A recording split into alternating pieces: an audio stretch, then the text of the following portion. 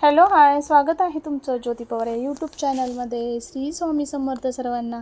आणखीन आपल्या चॅनलवरती नवीन असाल तर आपल्या चॅनलला नक्की सबस्क्राईब करा असेच छान छान व्हिडिओ पाहण्यासाठी. तर बघा, इथे छान सकाळची सुरुवात झालेली आहे, ती होते ती देवपूजनेस. आणि बघा इथे ना आज प्रसादाला ना जांभळं ठेवलेले आहेत बरं का, देवासाठी नाही का, नैवेद्याला. आणि स्वामी महाराजांना पण आज मी जांभळंच ठेवले होते, कारण हे सर्व जे सिजनेबल फ्रूट वगैरे असतात ना ते तर ठेवतच असते. मग हे गावाकडून आणलेले होते. बाहेर बघा असं गुरुवारचं हळदीचं छान असं लेपन करून घेतलं, रांगोळी वगैरे काढली आणि छान अशी उंबऱ्याची पूजा करून घेतली. त्यानंतरच माझी दिवसाची सुरुवात होते बरं का. मग आज स्वयंपाकात काय बनवायचं हे मला स्वयंपाकाचं म्हणजे आज ठरवलं होतं की स्वयंपाकात बनवायचं काय, तर ते म्हणजे बनवायची सांडग्याची भाजी. बघा, पीठ मळून ठेवलं होतं साईडला. सकाळीच मुलीला टिफिनला ना बटाट्याची भाजी आणि चपाती दिली होती. तर बघा इथे आता मी ह्या सांडग्याची भाजी बनवणार आहे. तर हे सांडग्याची भाजीची रेसिपी तुमच्यासोबत शेअर करावं म्हटलं. माझ्या पद्धतीने मी अशा पद्धतीची सांडग्याची भाजी बनवते. तर चला आता रेसिपीला आपण सुरुवात करूयात बरं का. इथे मी सांडगे एवढे काढून घेतले, तर आमच्या चौघांसाठी एवढे सांडगे भरपूर आहेत बरं का. तुम्हाला जास्त हवे असतील, जास्त लोक असतील तर आणखीन तुम्ही वाढवू शकता. तर हे मिक्स डाळीचे असे भरडून पीठ म्हणजे असे ओबडधोबड भरडून घेऊन त्याचे सांडगे बनवलेले आहेत बरं का. तर त्याच्यामध्ये काय आपला ओवा, जिरे आणि लाल तिखट, मीठ आणि अख्खी आपली मसुरीची डाळ असते ना, ते भिजवून टाकायचे आणि ते पीठ मळून घ्यायचं आणि त्याचे सांडगे तोडून ते वाळवून असे ते सांडगे तयार केलेले आहेत. वाळवणाचाच पदार्थ आहे. तुम्हाला माहीत आहेत का, नक्की सांगा बरं का.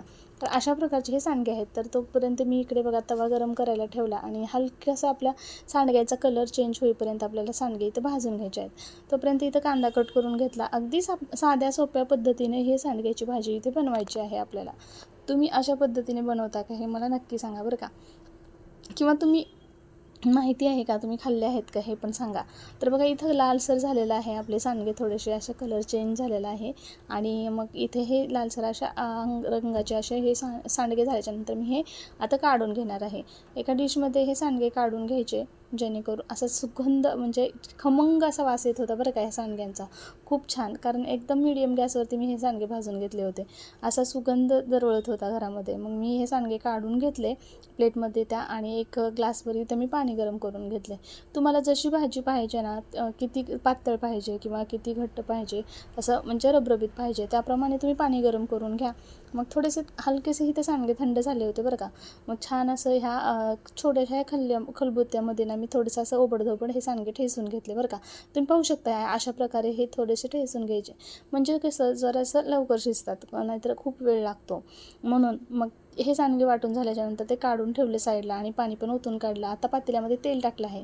एखादं माप असं, माझं ते मोठं आहे म्हणून मी एकच टाकते. थोडंसं कमी भरलं होतं म्हणून मी परत थोडंसं टाकलं. जिरे मोहरी टाकून घ्यायचे आणि ते जिरे मोहरी तडतडली ना, त्यानंतर आपल्याला इथं टाकायचा आहे तो म्हणजे कांदा. बारीक कट करून असं कांदा टाकायचा आणि छान लालसर रंग येईपर्यंत आपल्याला ह्या कांद्याला परतून घ्यायचं आहे. तुम्ही ह्या सांडग्याची भाजी अशाच पद्धतीने करता का हे सांगायला अजिबात विसरू नका बरं का. तर बघा इथे लालसर कांदा होईपर्यंत मी असं छान परतून घेतला. आणि तोपर्यंत इकडे बघा हे सांडगे जे आपण वाटून घेतले होते ना, ते एका डब्यामध्ये मी टाकले आहेत आणि त्यामध्ये गरम पाणी टाकायचं. हे जरा लवकरच टाकायला पाहिजे होतं, पण मला थोडंसं उशीर झाला बरं का, म्हणजे हे दाखवायचं आणि हे असं थोडंसं.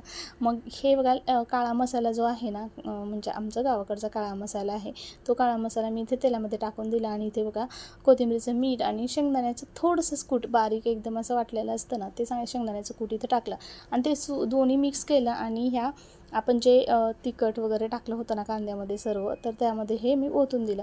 आता ना याला आपल्याला जेवढं पाणी टाकायचं आहे ना, तेवढं पाणी टाकून घ्यायचं, कारण हे सांडगे शिजायला ना हे ड्राय असतात ना, त्यामुळे वाळलेले असतात ना, पाणी जास्त लागतं शिजण्यासाठी बरं का. तर इथं पाणी एक ग्लासभर पाणी ओतून द्यायचं आणि मीडियम गॅसवरती ह्याला शिजून द्यायचं. मग ते काय बारीक असं शिजेपर्यंत ना त्याचा असा कलर चेंज होतो बरं का. आणि नंतर आपल्याला जेवढं पाहिजे तेवढं ह्याच्यामध्ये आपल्याला पाणी टाकायचं आहे. आता बघा ही भाजी कशी दिसत आहे, तुम्ही इथे पाहू शकता. तर मला ना जास्त पातळ पण भाजी बनवायची नव्हती बरं का, अशी थोडीशी रबरबीतच भाजी बनवायची होती. मग त्याला मी अधूनमधून थोडंसं असं फिरवून घेतले पळी. आणि बघा इथे आता आपला सांडगा हा शिजला आहे का नाही आपण चेक करूयात. आता मी ह्याला ना असं चेक करत होते, तोपर्यंत ते एका हातामध्ये फोन पकडला होता मी आणि दुसऱ्या हातामध्ये हे असं थोडंसं झालं. मग आता ह्याला म्हटलं चेकच करूयात आपण शिजले की नाही. जास्त पण शिजला ना तर ते खाण्याला अशी मजा येत नाही, म्हणून मग ह्याला शिजले की नाही थोडंसं असं थोडंसं कमी शिजलेलं थोडंसं असं ठेवायचं बरं का. मग असं शिजला होता. म्हटलं आता थोडं 1-2 मिनटं शिजून द्यावं आणि नंतर आपल्याला जेवढं पाणी पाहिजे ना तेवढं पाणी याच्यामध्ये टाकून द्यायचं आणि मग असं थोडंसं कड येऊ द्यायचा भाजीला आणि वरतून थोडीशी अशी कोथिंबीर टाकून साईडला ठेवून द्यायचं. तर तुम्ही फायनली आपली भाजी पाहू शकता. एवढी छान चवदार आणि चटपटीत अशी भाजी लागते बरं का ही सांडग्याची. तुम्ही ट्राय केली नसेल ना, नक्की ट्राय करा. तर उन्हाळ्यात तर आवर्जून ही भाजी आणि त्याच्यासोबत भाकरी. मी आता इथं चपातीच बनवलेली आहे बरं का, कारण अहोंना चपातीच लागते म्हणून. मग अहोंना बघा असंच सांडग्याची भाजी, दूध, काकडी आणि चपाती असं जेवायला अहोंना दिलं. पण ह्या सांडग्याच्या भाजीसोबत ना भाकरी असेल आणि आंबा असेल ना सोबत खायला तर अप्रतिमच लागते बरं का.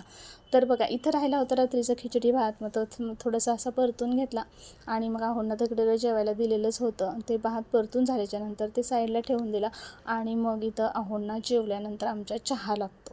तुम्ही कोण कोण आहात का चहा पिणारे जेवल्यानंतर नक्की सांगा बरं का. तर त्यांचे ही सवय पहिल्यापासूनचीच आहे.